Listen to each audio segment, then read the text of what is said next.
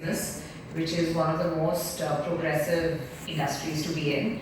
So if you see the historical set, the Indian pharma industry is split as acute and chronic, and chronic makes up about 53% of the market, and both sectors are again expected to have strong growth.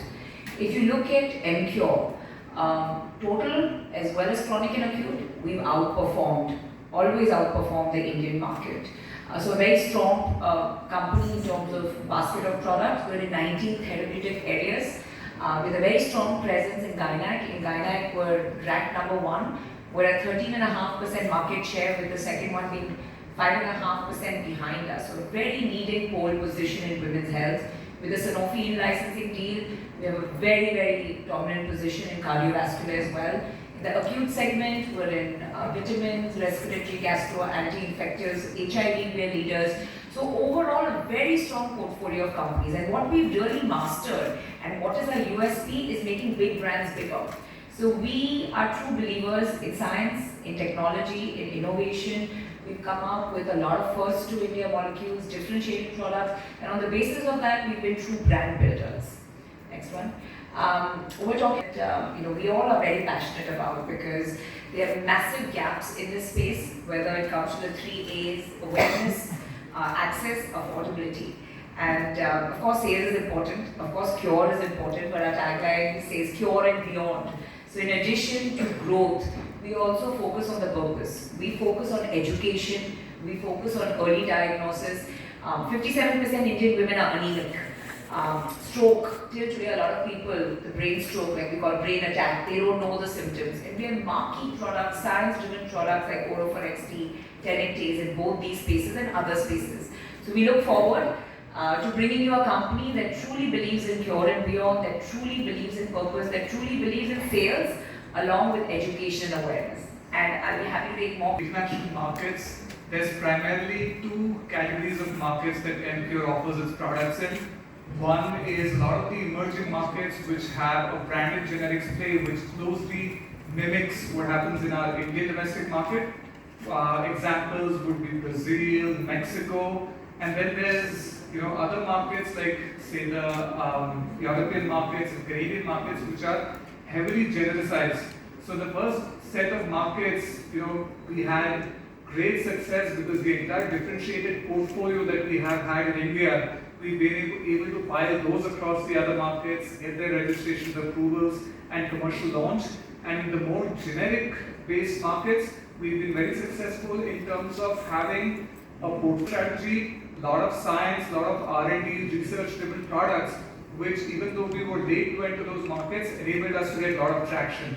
So again, if I just break up between the 3, both were acquisition-led entries. We entered Europe through an acquisition of a company called Philomed in UK, which had primarily a retail presence at that time, flooded them with a lot of the products that we developed in-house in R&D, and also used that as a base to expand in other European markets like Germany, Italy, France, and Spain.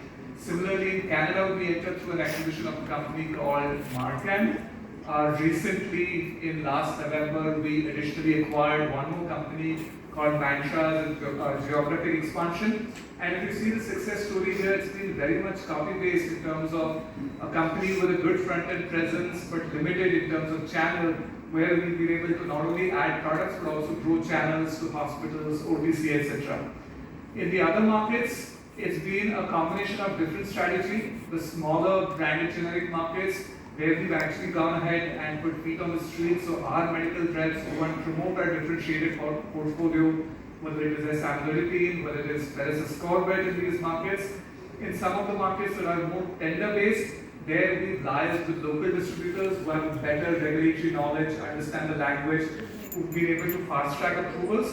And also in some of the larger branded generic markets, we've had a very successful B2B model, where instead of taking up the risk of hiring more than 300 to 500 field force, we've given our products to local companies who've been able to make great success out of it.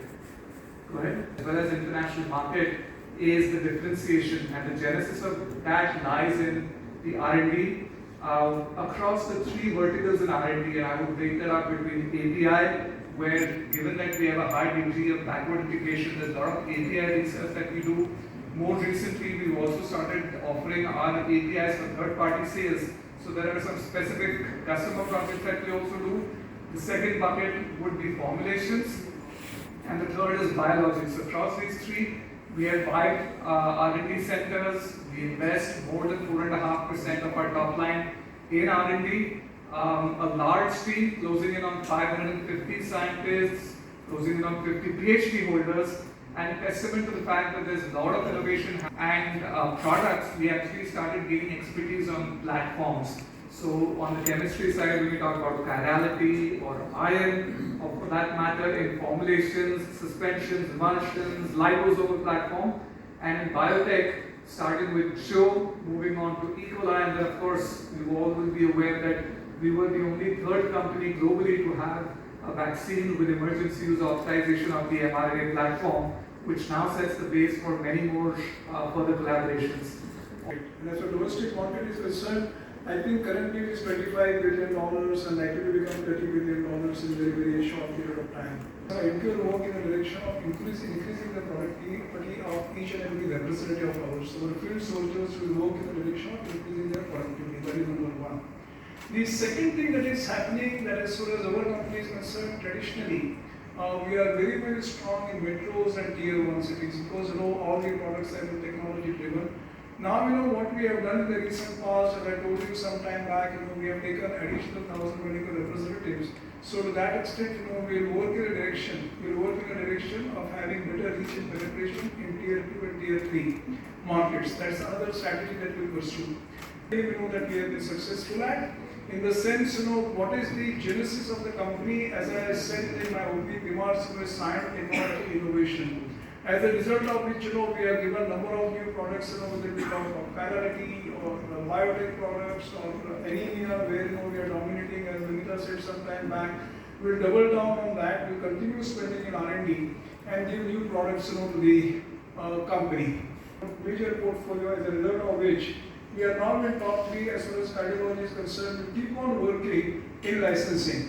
And as I told some time back, that multinationals like us because I spent almost 10 to 11 years of my early part of my career working for multinationals. I created 6 manufacturing facilities and we were associated with all multinationals. All the mega brands of multinational I handled in initial part of my career.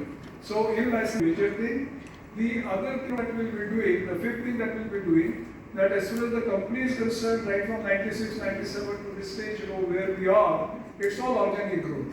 Now, with growth capital being available and getting listed, we will also look at acquisition. That's another strategy, that we'll pursue going forward. Other